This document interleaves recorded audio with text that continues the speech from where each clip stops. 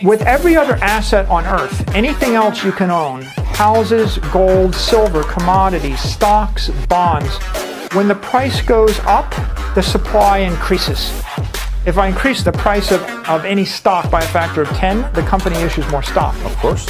Bitcoin's the only thing in the world that's inelastic to price. If the price of Bitcoin triples, you can't make any more. If the price goes up by a factor of a million, you can't make any more. In engineering, there's something called conservation of energy. And the whole point of conservation of energy is energy can either be made or destroyed. There has to be conservation of it. The mathematical metaphor, the mathematical analogy to that is proper math. 10 plus 10 equals 20. 2 plus 2 equals 4. If 10 plus 10 ever starts equaling 18, you got a problem. Yeah. If you have a swimming pool with a leak, if I have an electric system with a short circuit, if I have a leak in my engineering system, nothing works. Nothing in the world of ocean engineering, aeronautical engineering, electrical engineering, nothing works unless you respect conservation of energy. The problem with inflation is inflation does not respect conservation of energy. I've got a leak in the system. I've designed a currency which is not conservative. So properly understood, if you said, I want a conservative money supply, a conservative money supply would be there's $10 billion in the economy and nobody prints anymore. Right. And that's the Austrian economic sound money principle. Bitcoin is a conservative monetary system. It's the first system that respects the laws of thermodynamics, and the laws of physics, and the laws of math, which means it is true and pure. It has integrity. If you have integrity, if you have something which is true and pure, and you have durability, then you can build a family around it, a life around it, a company around it, or a civilization around it. Steel is concentrated energy in metallic form. You ever walk in a steel plant and you look at the energy going into steel refining? Yeah. It's concentrated energy. The history of the human race is the civilization that channels energy most effectively always wins. Steel trumps iron. Iron trumps bronze. Bronze trumps rocks. Bows and arrows trump the guy with the spear. The guy with the spear beats the guy with the knife. It's always a matter. If you have air power, you beat land power. Sea power beats the army, and nuclear power trumps everybody. And so if I have steel, I have concentrated metallic energy, I can create a skyscraper punched up 100 stories in New York. How long will it last? 100 years. How long will a steel ship last? Longer than you will last, as long as it doesn't corrode. Wooden ships? Not so much. Wooden ships rot, right? You want to build a building and punch it up against gravity and hold it 100 years, you need concentrated energy.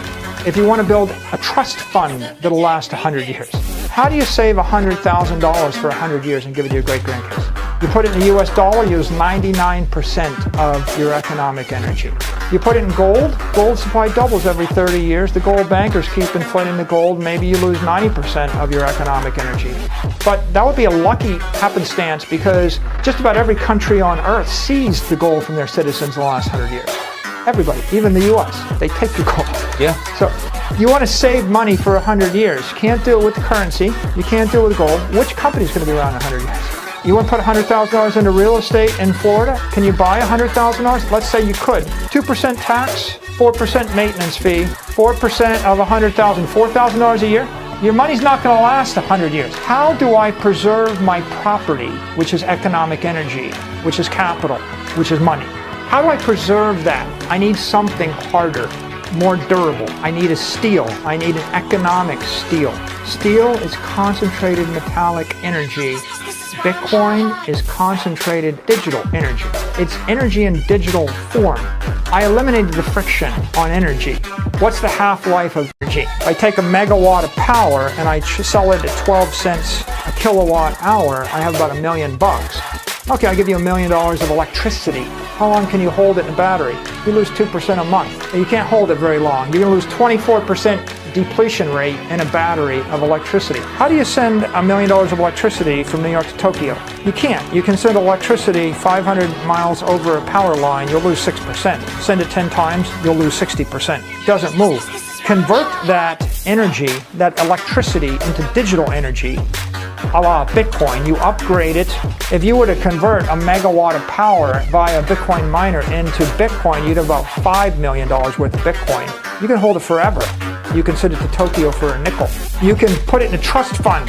Bitcoin's going up 170% a year for a decade. The S&P 500 index is going up 14% a year on average for a decade.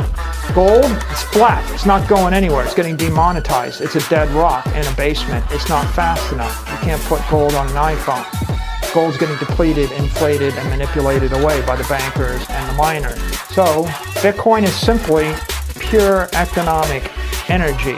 These engineers, Satoshi and all of Satoshi's compatriots, what they did is created an engineered monetary asset on an open, permissionless network that anybody could participate in. Any country, any company, any individual. You don't need a bank. You don't need to ask permission.